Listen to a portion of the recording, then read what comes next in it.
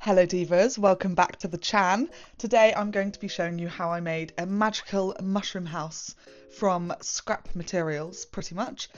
Made it complete from scratch. I think it turned out really cool and it's a nice little accessory for the garden.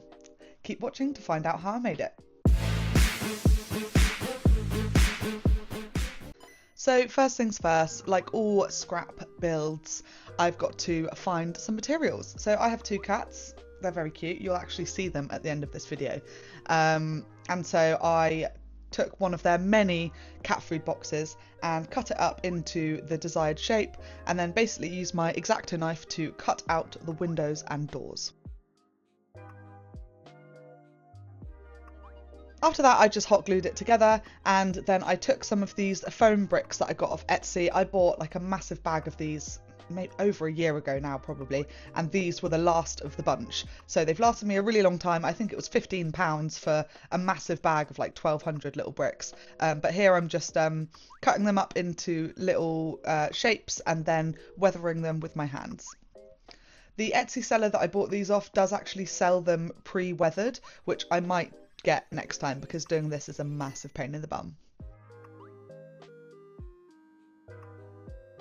Then using my hot glue gun, I basically stuck all these little mini bricks around the edges of the windows and the doors to create a kind of archway that we can base our bigger bricks off later. I'm also using the hot glue gun to put the first layer of bricks on the bottom. This is just because it dries a lot quicker than white glue that we're going to use later.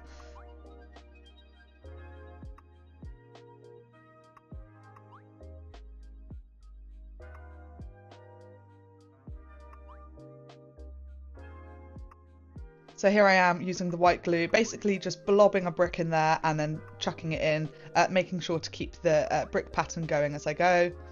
I'm not really worried about it being messy at this point because the glue dries clear and it's literally going to be like cement once it's on there.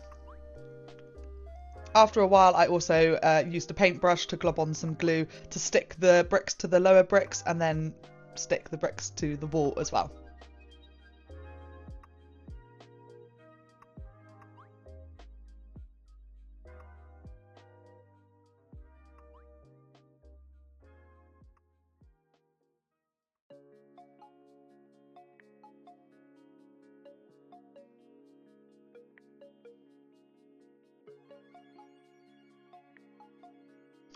After this, I went into the garden and picked out a lovely rock and just basically started hitting my diorama to give it that lovely rock texture. When I say weathering is a pain in the bum, this is what I mean. You've got to like do some serious heavy lifting. Do you know what I mean? Then another bit of scrap material, use some tin foil and some more cardboard to basically make the shape of the mushroom dome. Basically just scrunched up tin foil and kept adding to it until I was happy with the desired shape.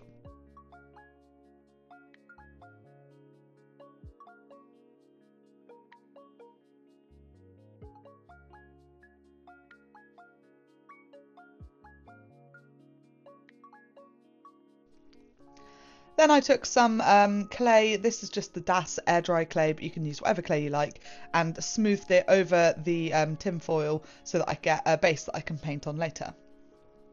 This stuff again is really cheap. I just used what I had lying around, but I think you can get a brick of this from Hobbycraft for a couple of quid. So, and you guys know on this channel I like to keep it very, very budget friendly, of course.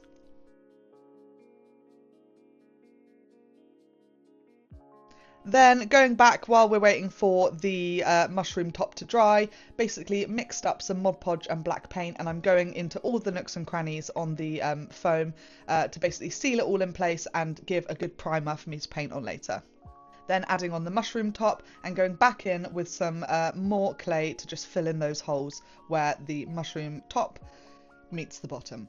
The fun part about making a fairy house as well is that it doesn't have to look perfect, which is a massive win for me because I'm not a perfectionist by any means, and a lot of my stuff can end up looking wonky. So this is why I like to make magical adjacent things. Then I had these little styrofoam balls lying around, so I cut them in half and used them to make the little like mushroom spots on the top of the mushroom. Obviously I had these lying around, so I used them, but you could just use more foil and then more clay over the top, or whatever you've got lying around. Like I say, this doesn't have to be an expensive build. You can literally use shit that you have already, so.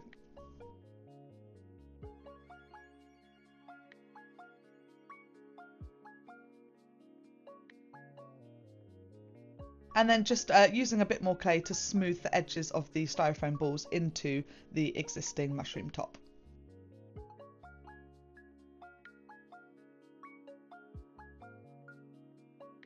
Then to add a bit of dimension, I went back to the bricks and basically individually painted some of the bricks a different colour. This will just give it a bit of dimension later on. I then went over with a dry brush as well. Now this is the point where it really comes together. I used some spackle or grout, whatever you want to call it, and basically just smooth it on, push it into all of the nooks and crannies, and then use a damp sponge to wipe off the excess. It's literally the same way that you would grout tiles in a bathroom, but obviously on a much smaller scale. If you've been watching my videos for a while, you'll know that the first time we did this, I really cocked it up. Yeah, yeah, it did not go well. So I'm actually really proud of how this turned out because it's so much better than the first time. So we're getting better. That's the only thing you can ask for when you keep doing things over and over again, is that you keep getting better and succeeding more the next time. Bit of a motivational speech in the middle of that video, so you're welcome. Anyway, next I went in and I wanted my mushroom top to be like a purpley blue, so I painted that in and also did a kind of ombre effect around the little dots because I wanted them to be white and then fade into the blue, which was really nice.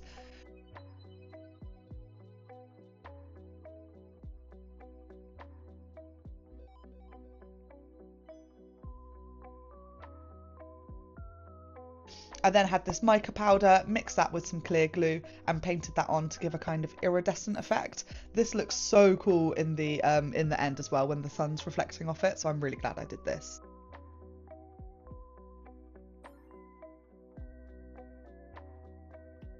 Next is the most tedious part of this entire build. I have these tiny little shell cut-offs, and I basically decided that I wanted to individually stick them to the little mushroom spot dome things. I mean, it looks really cool, but I don't know why I decided to do that, because it took me absolutely ages and it was really fiddly and they kept falling off, but we got there in the end and I do think the final result definitely makes it worth it.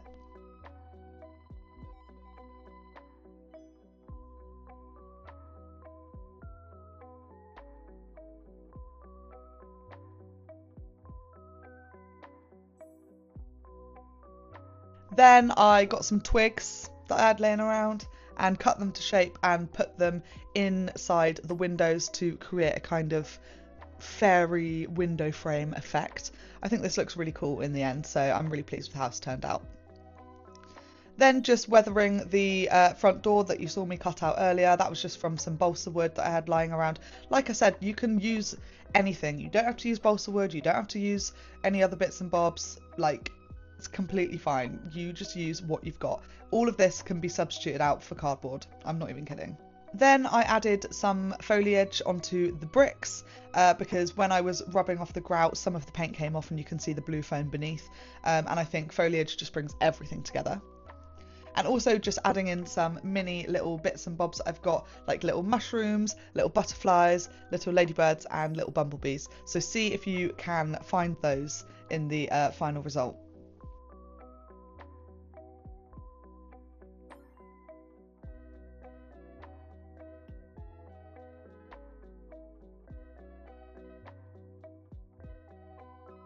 And with all that being said, let's go and have a look at the final result.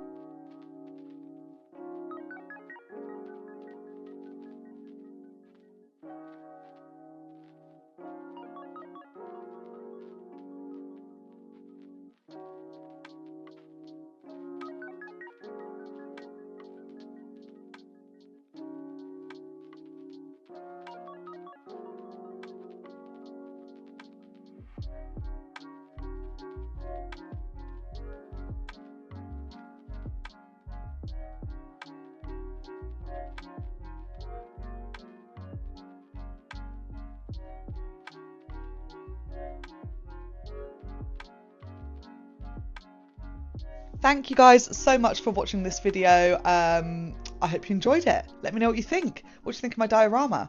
I'm getting back into making things again now, which is really, really fun. And fun fact, I have a second channel. Those of you who've been here for a while will know that this channel didn't just used to be dioramas. I used to post any old shite on this channel. But I've decided this channel is for dioramas and crafting only. And I've made a second channel, yeah, I have, where I'm just going to post random crap. Just whatever I want to post.